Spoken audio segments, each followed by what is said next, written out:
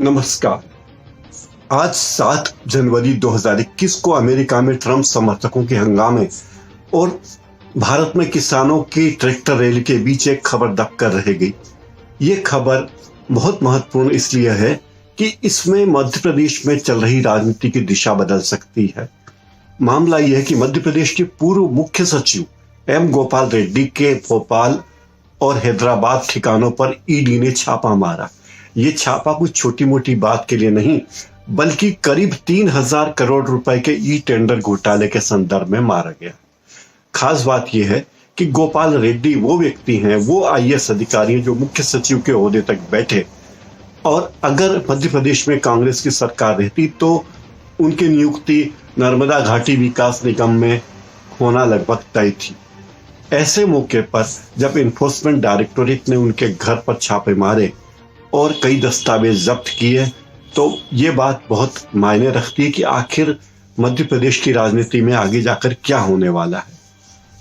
ये छापे न केवल हैदराबाद में और भोपाल में, बल्कि रेड्डी और उनके समर्थकों की जुड़ी कंपनियों में, उनके प्रशंसकों की जुड़ी कंपनियों में कोई डेढ़ दर्जन स्थानों पर मारे गए हैं, जिसमें बेंगलोर भी शामिल है और बंजारा हिल हैदराबाद में एम गोपाल रेड्डी के निवास पर भी छापा मारा गया है। ये एक ऐसा मामला है जो 1 साल पहले आपराधिक मामले के रूप में दर्ज किया गया था। एक टेंडर घोटाला है। इस घोटाले में कई ठेके दिए गए और उन ठेकों को देने में मनमानी की गई। अब आइए समझते हैं आखिर ई टेंडर घोटाला होता कैसा हुआ। ये था कि राज्य सरकार ने तय किया कि सारे टेंडर अब केवल इंटरनेट के माध्यम से ही खोले जाएंगे। तो कुछ लोगों ने क्या किया कि कंप्यूटर में हेरफेर किया और उनमें उनके वेबसाइट को हैक कर लिया, और उस वेबसाइट को हैक करके ये पता कर लिया कि किन लोगों ने किन किन जगहों पर ठेके के आवेदन किए हैं, ठेके के लिए निविदा भरी है और उनके रेट क्या हैं।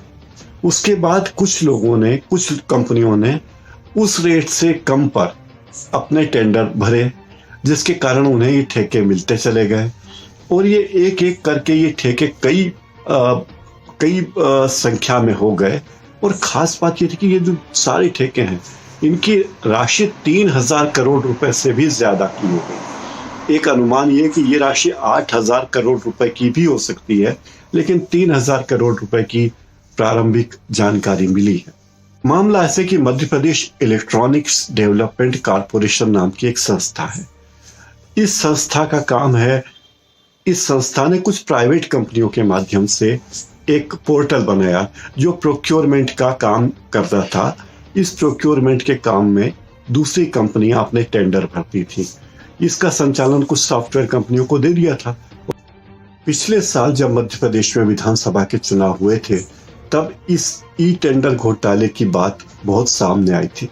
लोगों ने आरोप लगाया था कि यह ई टेंडर घोटाला तो व्यापम घोटाले से भी बड़ा है, और इसे लेकर काफी आरोप प्रत्यारोप का दौर लगे थे।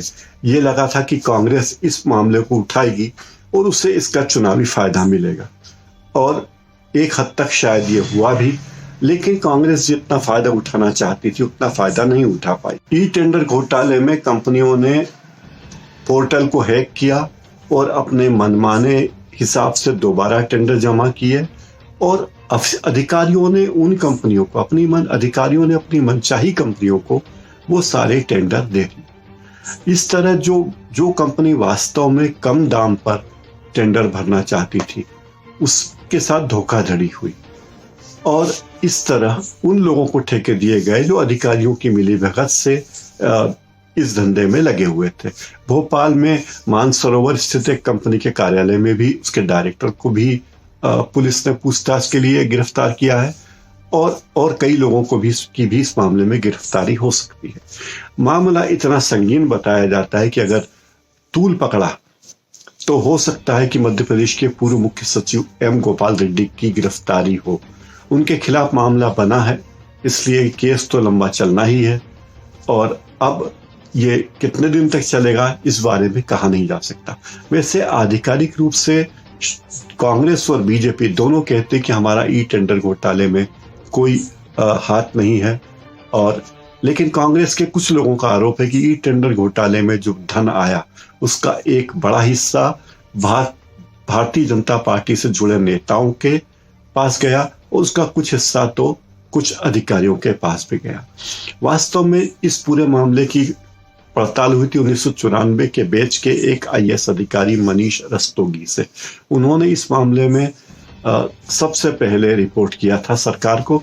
वे खुद एक आईटी एक्सपर्ट हैं और ऐसे आईटी एक्सपर्ट का ये सोना फायदेमंद हुआ, क्योंकि मनीष रस्तोगी ने पूरे मामले की पड़ताल की और सरकार को बताया कि ई टेंडर घोटाला किस तरह किया गया है। उसकी तमाम तकनीकी बारीकियों को उन्होंने समझा और वो तमाम तकनीकी बारीकियों के माध्यम से सरकार को आगाह किया। लेकिन उसके बाद भी जांच चली रही थी और मनीष रस्तोगी को हटा दिया गया। मध्य प्रदेश राज्य इलेक्ट्रॉनिक्स विकास निगम के अध्यक्ष रहते हुए मनीष रस्तोगी ने ईओडब्ल्यू को इस मामले की शिकायत की थी। ईओडब्ल्यू ने उन्हें बयान के लिए भी बुलाया था। इकोनॉमिक ऑफेंस विंग में उन्होंने बयान भी दिया और मनीष रस्तोगी ने पूरे मामले को बताया कि आखिर किस तरह इस मामले की पड़ताल की गई है। तत्कालीन ईओडब्ल्यू के महानिदेशक के.एन. तिवारी ने उनसे कई घंटे तक बातचीत की थी और पूरे मामले को समझा था। यह समझा जाता है कि ईओडब्ल्यू अगर इस मामले को गंभीरता से ले रहा है तो इस मामले में कार्रवाई होगी और जांच होगी, लेकिन अभी इस मामले में कुछ हुआ नहीं। कल बुधवार को बेंगलुरु, हैदराबाद और भोपाल सहित 18 जगहों पर छापेमारी के बाद आज गुरुवार को भी छापेमारी जारी थी। ये एक इस तरह का ऑनलाइन ठगी का मामला कहा जा सकता है, ऑनलाइन टेंडर भरने में ठगी का मामला कहा जा सकता है, जो देश में अपने तरह का पहला हुआ है। ऑनलाइन टेंडर भरने में गड़बड़ियां कैसे होती है इस बात को समझाने के लिए बहुत सी कोशिशें की गई है और पर आम आदमी इस बात को समझने में शायद उतनी रुचि नहीं रखता, न उसकी समझ में आने वाली बात है कि आखिर ई टेंडरिंग में घोटाला हुआ तो हुआ कैसे। इस मामले में इसी सीरीज के पार्ट 2 में मैं आपको कल बताऊंगा कि आखिर ई टेंडरिंग घोटाला क्या हुआ, कितनी कंपनियां इसमें थी, किन कंपनियों ने इनक्रिप्टेड डॉक्यूमेंट में फेरबदल किया और प्राइवेट कंपनियों को फायदा पहुंचाया। आप मेरे इस प्रोग्राम की अगली कड़ी देखना मत भूलिए और हाँ, मेरे इस चैनल को सब्सक्राइब कीजिए, लाइक कीजिए और कमेंट कीजिए। हो सके तो बेल आइकन दबाकर आप मेरे सारे नोटिफिकेशन पा सकते हैं। धन्यवाद।